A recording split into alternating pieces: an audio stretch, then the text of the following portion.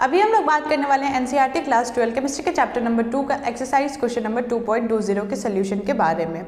इस क्वेश्चन में क्या बोल रहा है कि एक सोल्यूशन है जिसमें कि 5% बाय मास हमारा केन शुगर लिया गया है जो कि वाटर में डिजोल्व किया गया है और फिर उस सोल्यूशन का जो फ्रीजिंग पॉइंट है वो 271 केल्विन है। ठीक है, अब दूसरा केस क्या हो गया कि यहाँ पे केन शुगर के बजाय ग्लूकोज ले लिया, 5% बाय मास ऑफ ग्लूकोज ले लिया गया जो कि वाटर में डिजोल्व हुआ। तब जो है प्योर वाटर का हमारा जो वो फ्रीजिंग पॉइंट है वो है 273.15 केल्विन। तो फिर जब हम लोग ग्लूकोज उस वाटर में मिलाए, उस प्योर वाटर में मिलाए, तो फिर फ्रीजिंग पॉइंट क्या है ये हमें बताना है। तो सबसे पहले हम लोग क्या करेंगे, केस 1 से केएफ का वैल्यू फाइंड करेंगे। कैसे फाइंड करेंगे देखिए, सबसे पहले 5% ऑफ केन शुगर यानी कि C12H22O11 is dissolve in 100 gram of solution. 5% by mass था, उसका मतलब क्या हो गया कि 5 gram of cane sugar dissolve किया गया 100 ग्राम ऑफ सोल्यूशन में, जिससे कि मास ऑफ सोल्यूट 5 ग्राम पता चल गया, मास ऑफ सॉल्वेंट 95 ग्राम पता चल गया। इसको हम लोग केजी में चेंज कर लेंगे यानी कि 1000 से डिवाइड कर लेंगे तो हमारा वैल्यू क्या आएगा 0.095 केजी। अब molar mass of cane sugar क्या हो जाएगा हमारा 6 × 12 प्लस 1 × 22 प्लस 16 × 11। जब हम लोग इसको सॉल्व करेंगे तो molar mass of cane sugar क्या आ जाएगा 342। ठीक है, अब देखिए क्या है, हम लोग को क्या दिया गया है कि प्योर वाटर का जो फ्रीजिंग पॉइंट है वो था 273.15 केल्विन। लेकिन जब भी हम लोग किसी प्योर कंपोनेंट में, प्योर सॉल्वेंट में अगर उसमें सोल्यूट ऐड करके जो सोल्यूशन बनाते हैं तो ऑब्वियस हर बार क्या होता है हमारा जो सोल्यूशन का फिर फ्रीजिंग पॉइंट होता है वो डिक्रीज कर जाता है। जो फ्रीजिंग पॉइंट प्योर कंपोनेंट का रहता है वो डिक्रीज कर जाता है। जैसे कि यहाँ पे प्योर वाटर का जो फ्रीजिंग पॉइंट था वो था 273.15 केल्विन, लेकिन जब उसमें सोल्यूट ऐड कर दिया गया, केन शुगर ऐड कर दिया गया तो हमारा फ्रीजिंग पॉइंट ऑफ सोल्यूशन क्या हो गया 271 केल्विन। तो इसको हम लोग कैसे क्या करेंगे, डेल्टा टीएफ जो होता है वो प्योर वाटर का जो फ्रीजिंग पॉइंट है माइनस सोल्यूशन का फ्रीजिंग पॉइंट करेंगे तो हम लोग को डेल्टा टीएफ मिलेगा यानी डिप्रेशन इन फ्रीजिंग पॉइंट मिलेगा। तो 273.15 माइनस 271 करेंगे तो हमारा यहाँ पे आएगा 2.15 केल्विन। ठीक है, अब क्या होगा, हम लोग को पता है कि डेल्टा टीएफ जो है हमारा डायरेक्टली प्रोपोर्शनल होता है मोलालिटी के। किसके डायरेक्टली प्रोपोर्शनल होता है, मोलालिटी के प्रोपोर्शनल होता है डेल्टा टीएफ। और जब हम लोग ये डायरेक्टली प्रोपोर्शनल वाला साइन जब हटाएंगे तो यहाँ पे क्या आ जाता है केएफ आ जाता है। और मोलालिटी हम लोग कैसे फाइंड करते हैं, number of moles of solute divided by weight of solvent in KG करते हैं, इसलिए हम लोग वेट ऑफ सॉल्वेंट को केजी में यहाँ पे कन्वर्ट किए। तो हम लोग को तो डेल्टा टीएफ पता है, हम लोग को निकालना क्या है, केएफ निकालना है।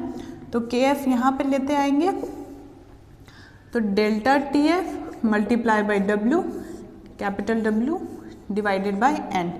के F is equal to delta T F का वैल्यू कितना है 2.15 multiply by weight of solvent कितना है 0.095 डिवाइडेड बाय, अब number of moles of solute कैसे निकलेगा, number of moles of solute यानी कि केन शुगर क्या हो जाएगा 5 given mass divided by molar mass कितना है 342।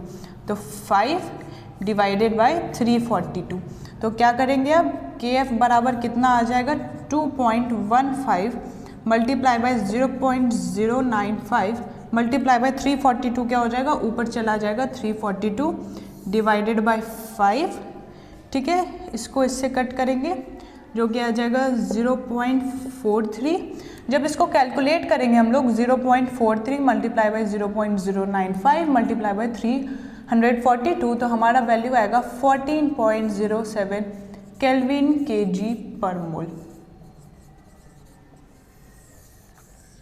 यहाँ से हम लोग को केएफ का ये वैल्यू मिल गया कि कितना होगा 14.07 केल्विन केजी पर मोल। केस 1 था ये। अब केस 2 में क्या हुआ है, अब हम लोग केस 2 को देखेंगे। केस 2 में क्या हुआ था, केन शुगर के बजाय यहाँ पे क्या लिया गया था, ग्लूकोज लिया गया था। तो ऑब्वियस हमारा यहाँ पे मास ऑफ सोल्यूट 5 kg ही रहेगा, मास ऑफ सॉल्वेंट जो है वो 95 ग्राम ही रहेगा। और यहाँ पे मोलर मास ऑफ अब क्या आ जाएगा, ग्लूकोज आ जाएगा। अब हम लोग केस 2 लेंगे। केस 2 में क्या था कि यहाँ पे केन शुगर के बदले यहाँ पे हमारा आ जाता है ग्लूकोज। ठीक है, ग्लूकोज ऐड कर दिया जाता है जिसका कि फॉर्मूला है C6H12O6।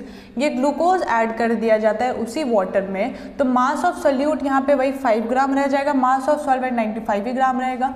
Molar mass of glucose क्या हो जाएगा 12 multiply by 6 plus 1 multiply by 12 plus 16 multiply by 6 करेंगे तो हमारा ये 180 ग्राम आ जाएगा।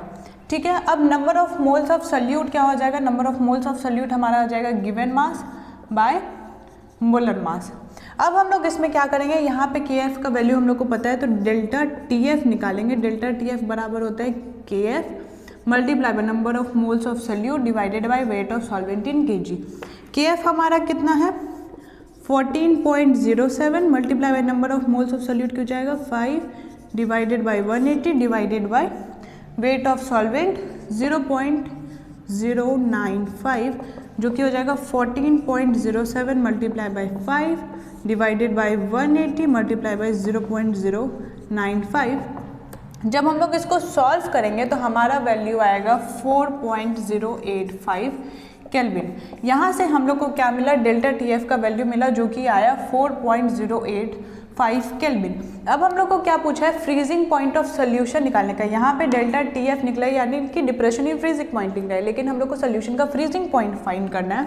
तो फ्रीजिंग पॉइंट ऑफ सोल्यूशन क्या हो जाएगा, प्योर वाटर का जो फ्रीजिंग पॉइंट था यानी कि 273.15 माइनस जो डेल्टा TF का वैल्यू आया वो 4.085। जब हम लोग इसको सब्ट्रैक्ट करेंगे तो हमारा वैल्यू आएगा 269.065 केल्विन। तो फ्रीजिंग पॉइंट ऑफ सोल्यूशन हमारा क्या आया 269.065 केल्विन।